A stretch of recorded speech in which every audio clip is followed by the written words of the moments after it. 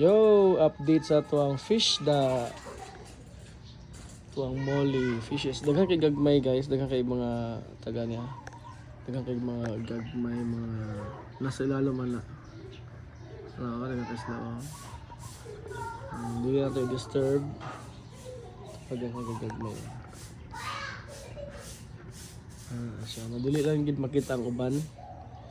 Nasa lalom, so happy ta kay medyo nalimpyo-limpyo siya gamay, no? Tungod sa snail, araw snail, oh, arang snail na. Hindi dapat na siya patyon. Kung daghan gani kagingana sa inyong fish pond, so mas maayo gyud kay algae eater na sila. So wala kayo'y kaunon na itong mga lumot-lumot na mapatay sa mga plants.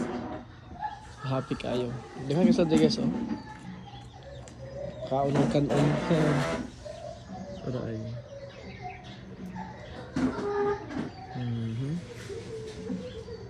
Kaunon kanon. Kanon na siya guys, sobra na pamahogay na. Gwapa tong kuan guys kay mahalo ni siya kasi nga molly. Sa taga na PKBM something. Kabaluan ng lang style basta kay mao ni siya.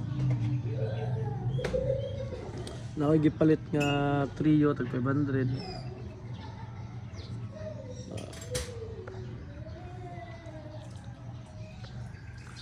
Kani nga nga klase wala ko ni palitan ang nga klase nga isda. Ako jung gipalit is orange, puti o black ra gyud. So tingala ko nang lusot man yung mga ano.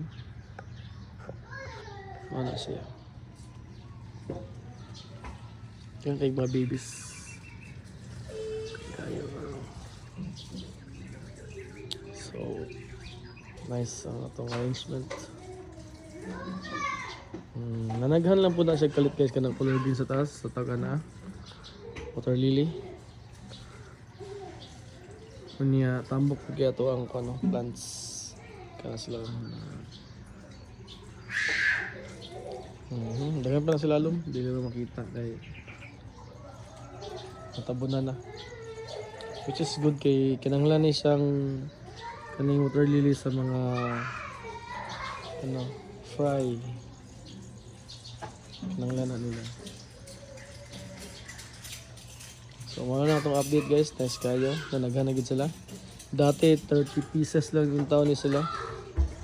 Tapos maglibot-libot sila dire, magsunod-sunod ra karon. Sigasan lang sila. Sigasan lang sila mga bit. Nice. So nice kayo. Tapos guys, oh, dili na wala ko nagpalitan na guys, pero amo to sa klase nga breed na. Gawas nagkalit ka kanang strain ba? Ano nga na ang klase.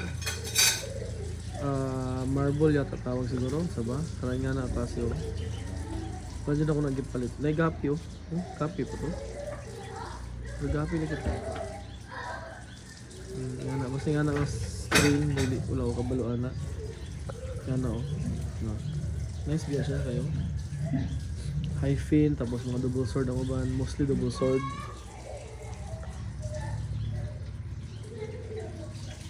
Pero pa, may mother nila. Breeder size na. So, yan na siya guys.